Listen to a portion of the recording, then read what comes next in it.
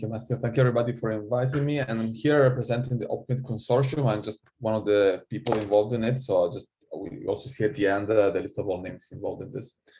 And before telling what Optimist actually is, if you probably can guess from the title, I want to tell you where we started from. So the situation we were about 6 years ago, in 2016, where a number of databases for materials, for crystal structures and their properties had become available. But in order to get data from them, each of them have their own way. Many of them had REST APIs or similar APIs, but each of them had their own language. And so even performing a very simple query, let's say I'm interested in silicon oxide and I want to know which of these databases has it, had a very different way of accessing this data in each of them. Here I'm just showing 3 examples of 3 databases which are worldwide, known worldwide, which could contain either experimental or simulation data. In order to get silicon oxide, in one case, I have to maybe write O2 space URL encoded silicon with a given syntax. In materials project, instead, I have a slightly longer syntax. I also pay the detail. I have to provide an API key, but I have to instead specify SiO2. In Aflow, instead, I have to do something different. I have to say, I want all elements which contain the silicon and oxygen species, and the number of species is 2. So you already see the syntax is different. And also, if you realize here, I'm not asking the same thing. Here, I could get also SiO3 if it exists, SiO, etc. And so to get exactly SiO2 is not so trivial. If I ask, so Aflow, for instance, has a way to get a compound, but if I ask for SiO2, it gives me nothing. And the way to query for it is asking O2 Si1, and this works, but actually wouldn't return a supercell if they simulate a supercell. Well, we saw already the other ones had a different syntax. So already this explains how complex it was. It had already become with only about 10 databases maybe at a time to even query for very simple things. And not only the way to query is different, but also the results are returned in a different format. Here is an example of a web page where the results are returned for this query in the COD. They also have a way to return a JSON, so you can ask for format JSON and it returns some JSON. But if you go and ask for a JSON from all these 3, in this example, databases, you get very different formats, not only in the name of things, but also in the way data is laid out, if it's a list of dictionaries or something else.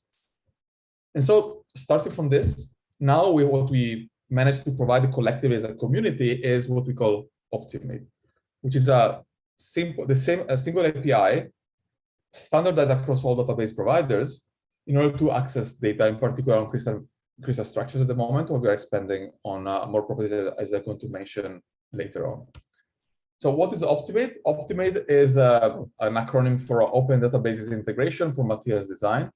And it's a consortium, it's a neutral consortium international, which involves a number of databases and is open to more inclusion. I will show later, now we have 18 databases involved, and aims to make all these materials databases interoperational by the development of a common REST API. So the consortium by itself developed and continues developing the REST API syntax and formats.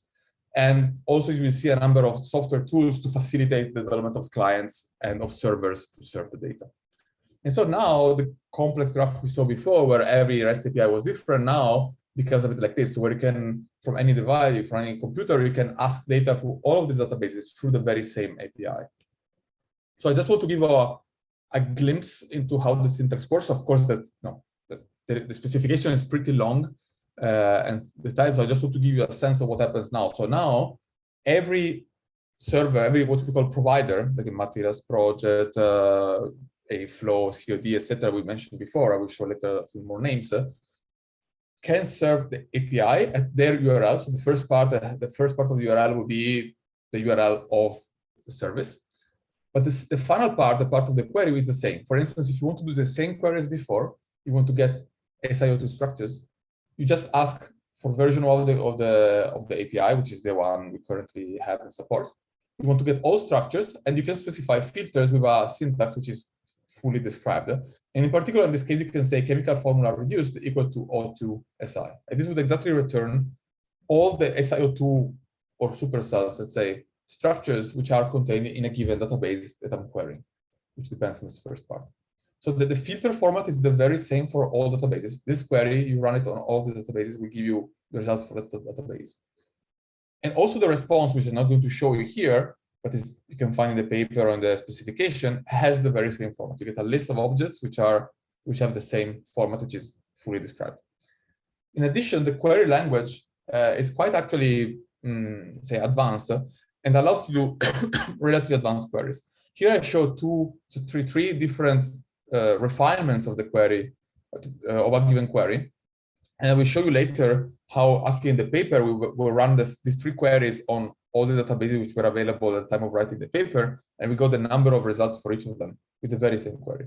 So for instance, here, just to give a sense of the syntax, here if I want to get all group 14 compounds, I can just say, give me all structures where the elements has any of these 5, in this case, chemical elements, carbon, silicon, germanium, tin, and lead.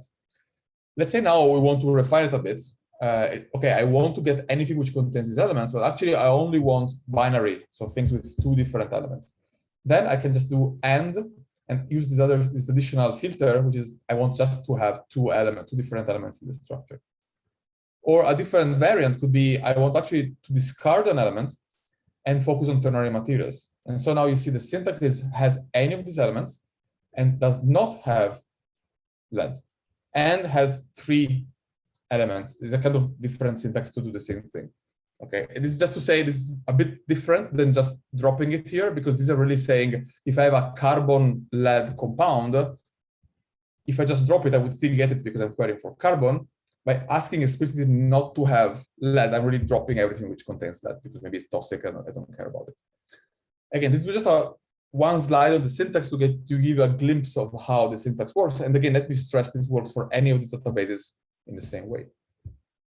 So in 2020, we published, we prepared a paper, actually came out in 2021, which is published on Scientific Data. And these are the databases which were involved at the time of writing.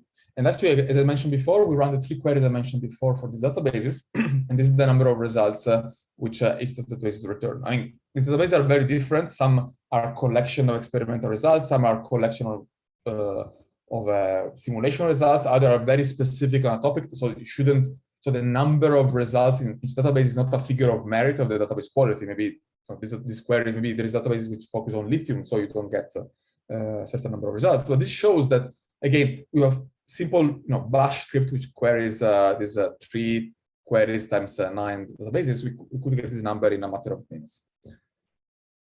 In addition to providing the specification, we also implemented a way for essentially a federated network of implementations and providers.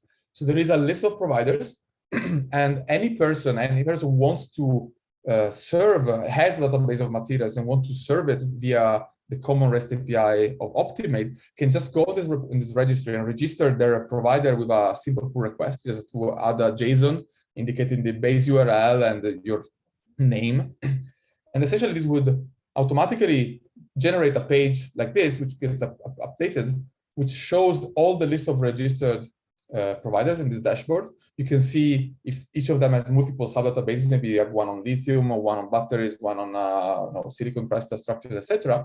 And it automatically updates statistics and actually runs also automatically some tests to verify and validate that the specification, that the implementation satisfies certain requirements on the specification.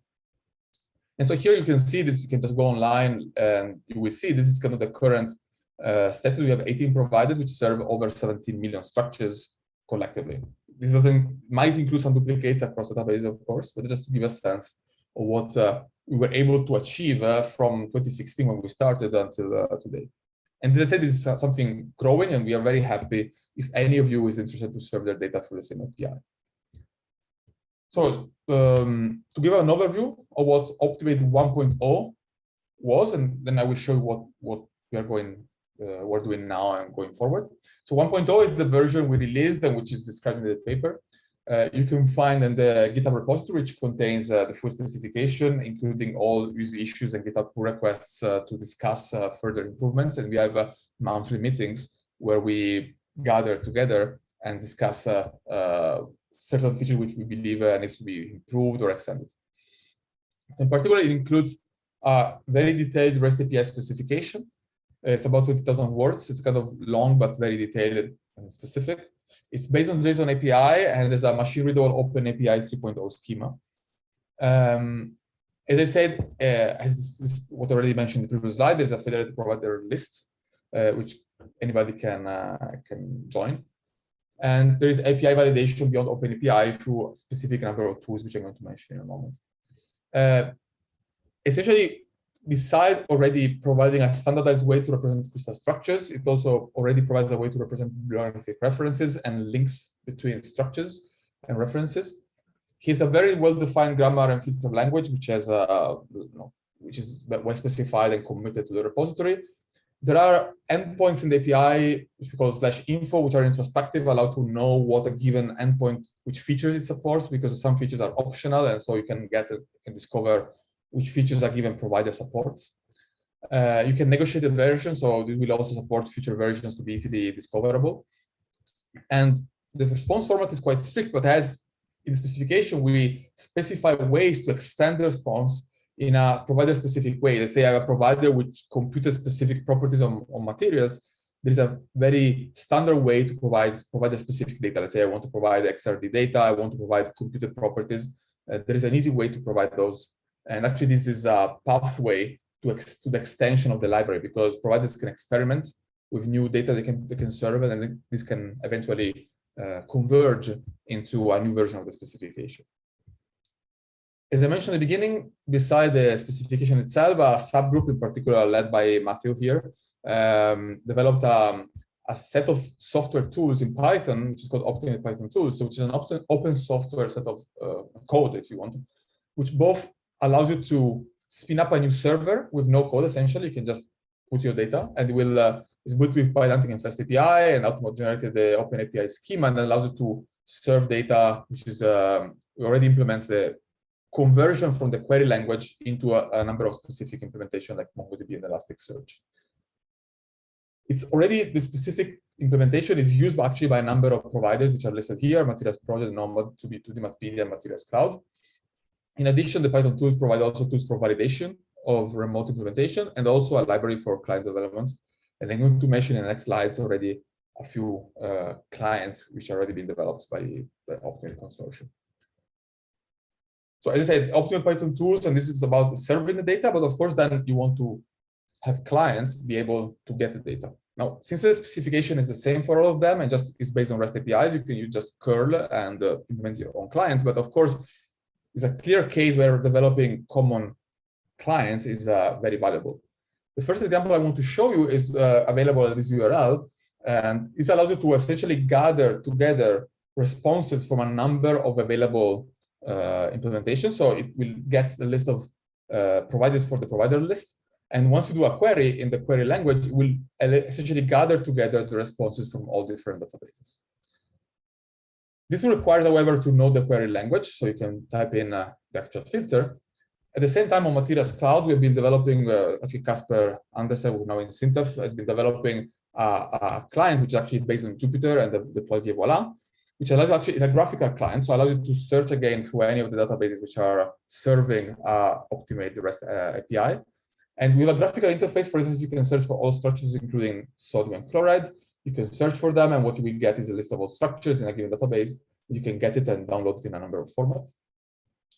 And actually, we are using the same open source Jupyter notebook also to run new simulations. Here, actually showing just that you can actually run not only this basic graphical interface, but also through explicit.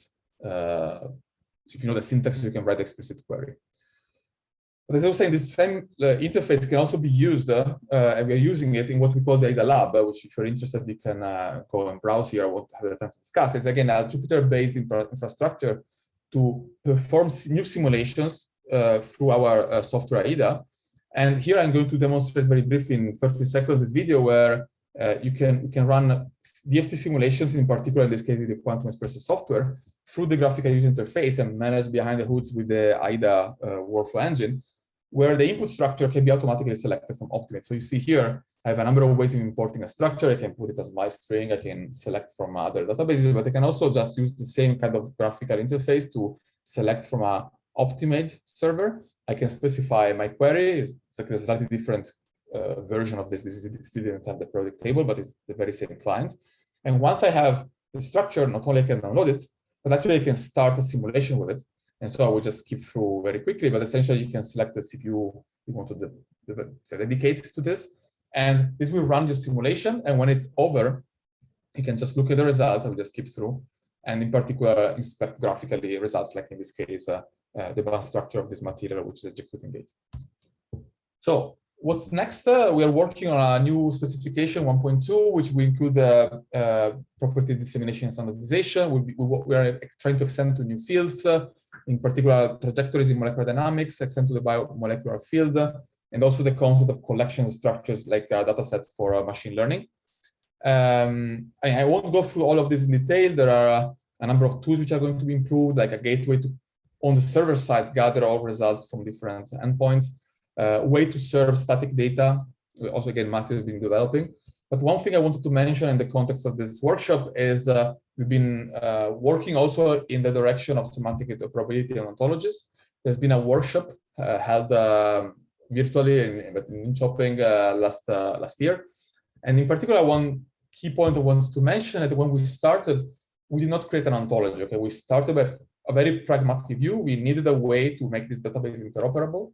And so we implemented an API which allowed for filtering. An ontology can be developed on top of it. And this is what in this MDI workshop we started discussing. The advantage is that now we have this kind of common REST API.